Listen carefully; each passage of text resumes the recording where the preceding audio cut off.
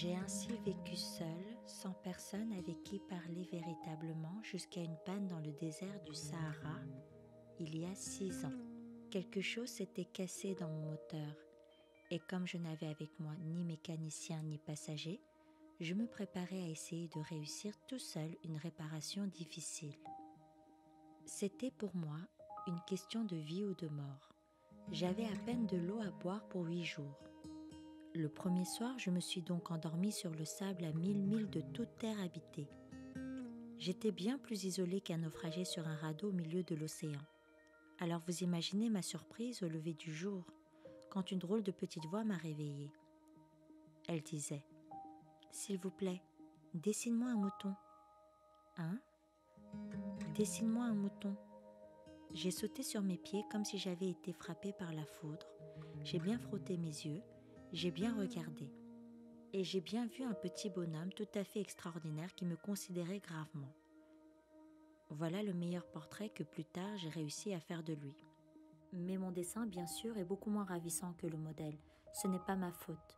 J'avais été découragée dans ma carrière de peintre par les grandes personnes à l'âge de 6 ans et je n'avais rien appris à dessiner, sauf les bois fermés et les bois ouverts. Je regardais donc cette apparition avec des yeux tout ronds d'étonnement. N'oubliez pas que je me trouvais à 1000 milles de toute région habitée. Or, mon petit bonhomme ne me semblait ni égaré, ni mort de fatigue, ni mort de faim, ni mort de soif, ni mort de peur. Il n'avait en rien l'apparence d'un enfant perdu au milieu du désert, à 1000 milles de toute région habitée. Quand je réussis enfin à parler, je lui dis « Mais qu'est-ce que tu fais là ?» Et il me répéta alors tout doucement comme une chose très sérieuse « S'il vous plaît, dessine-moi un mouton. » Quand le mystère est trop impressionnant, on n'ose pas désobéir. Aussi absurde que cela me sembla à 1000 milles de tous les endroits habités et en danger de mort, je sortis de ma poche une feuille de papier et un stylographe. Mais je me rappelais alors que j'avais surtout étudié la géographie, l'histoire, le calcul et la grammaire, et je dis au petit bonhomme, avec un peu de mauvaise humeur, que je ne savais pas dessiner. Il me répondit « Ça ne fait rien, dessine-moi un mouton. » Comme je n'avais jamais dessiné un mouton, je refis pour lui l'un des 2 seuls dessins dont j'étais capable, celui de bois fermé, et je fus stupéfait d'entendre le petit bonhomme me répondre « Non, non, je ne veux pas d'un éléphant dans un bois. Un bois, c'est très dangereux et un éléphant, c'est très encombrant. Chez moi, c'est tout petit. J'ai besoin d'un mouton. Dessine-moi un mouton. » Alors j'ai dessiné. Il regarda attentivement, puis « Non, celui-là est déjà très malade. Fais-en un autre. » Je dessinai. Mon ami sourit gentiment avec indulgence. « Tu vois bien, ce n'est pas un mouton, c'est un bélier. Il a des cornes. » Je refis donc encore mon dessin, mais il fut refusé comme les précédents. « Celui-là est trop vieux. Je veux un mouton qui vive longtemps. » Alors, faute de patience, comme j'avais hâte de commencer le démontage de mon moteur, je griffonnai ce dessin-ci. Et je lançai. « Ça, c'est la caisse. Le mouton que tu veux est dedans. » Mais je fus surpris de voir s'illuminer le visage de mon jeune juge. « C'est tout à fait comme ça que je le voulais. Crois-tu qu'il faille beaucoup d'herbe à ce mouton ? » ?»« Pourquoi ? » ?»« Parce que chez moi, c'est tout petit. »« Ça suffira sûrement. Je t'ai donné un tout petit mouton. » Il pencha la tête vers le dessin. « Pas si petit que ça. Tiens, il s'est endormi. » Et c'est ainsi que je fis la connaissance du Petit Prince. Chapitre 3. Il me fallut longtemps pour comprendre d'où il venait. Le Petit Prince, qui me posait beaucoup de questions, ne semblait jamais entendre les miennes. Ce sont des mots prononcés par hasard qui, peu à peu, m'ont tout révélé. Ainsi, quand il aperçut pour la première fois mon avion, je ne dessinerai pas mon avion, c'est un dessin beaucoup trop compliqué pour moi. Il me demanda « Qu'est-ce que c'est que cette chose-là ?»« Ce n'est pas une chose, ça vole, c'est un avion, c'est mon avion. » Et j'étais fière de lui apprendre que je volais. Alors, il s'écria « Comment ? Tu es tombé du ciel ?»« Oui, fis-je modestement. »« Ah, ça c'est drôle !» Et le Petit Prince eut un très joli éclat de rire qui m'irrita beaucoup. Je désire que l'on prenne mes malheurs au sérieux. Puis, il ajouta « Alors, toi aussi tu viens du ciel ? De quelle planète es-tu » J'entrevis aussitôt une lueur dans le mystère de sa présence et j'interrogeai brusquement. « Tu viens donc d'une autre planète ?» Mais il ne répondit pas. Il hochait la tête doucement tout en regardant mon avion. « C'est vrai que là-dessus, tu ne peux pas venir de bien loin. » Et il s'enfonça dans une rêverie qui dura longtemps. Puis, sortant mon mouton de sa poche, il se plongea dans la contemplation de son trésor. Vous imaginez combien j'aurais pu être intriguée par cette demi-confidence sur les autres planètes. Je m'efforçai donc d'en savoir plus long.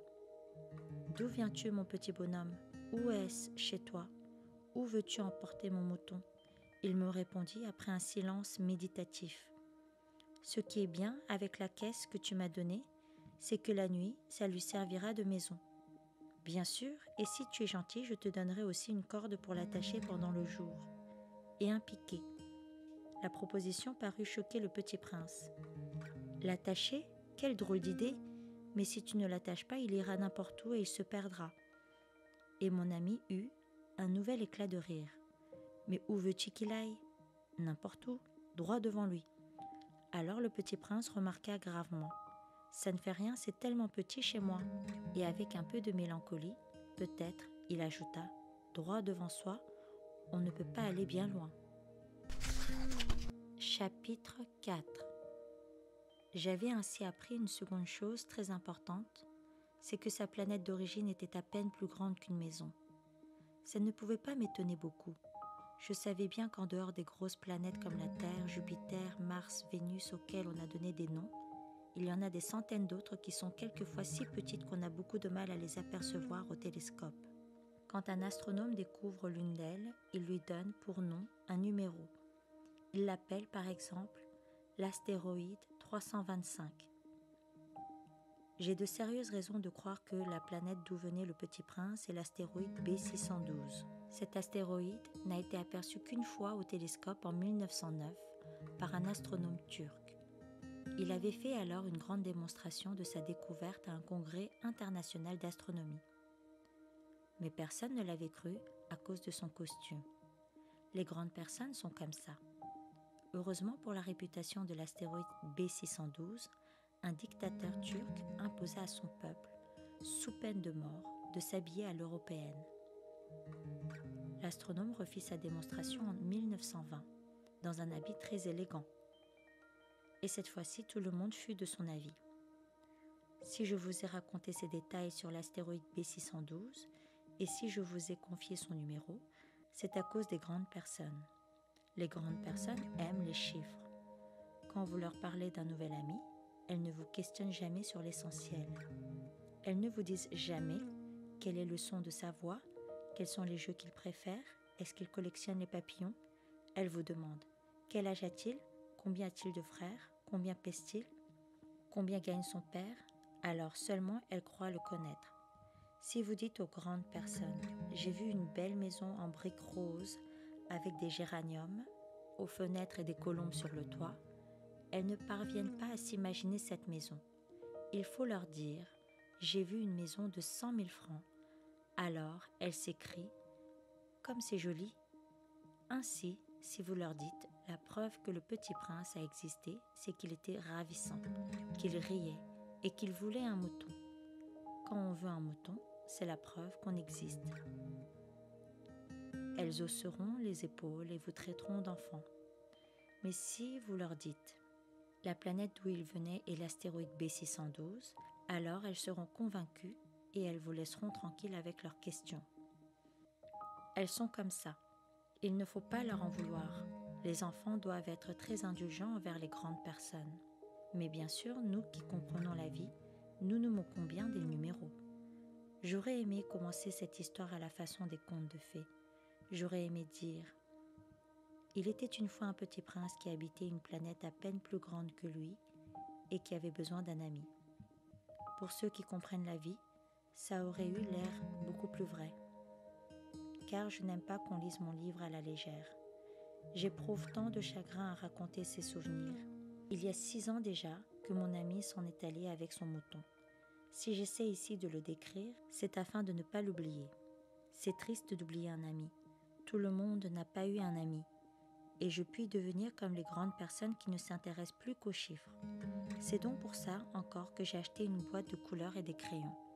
C'est dur de se remettre au dessin à mon âge quand on n'a jamais fait d'autres tentatives que celle d'un bois fermé et celle d'un bois ouvert à l'âge de 6 ans. J'essaierai bien sûr de faire des portraits le plus ressemblants possible, mais je ne suis pas tout à fait certain de réussir. Un dessin va et l'autre ne ressemble plus. Je me trompe un peu aussi sur la taille. Ici, le petit prince est trop grand. Là, il est trop petit. J'hésite aussi sur la couleur de son costume. Alors je tâtonne comme ci et comme ça, tant bien que mal.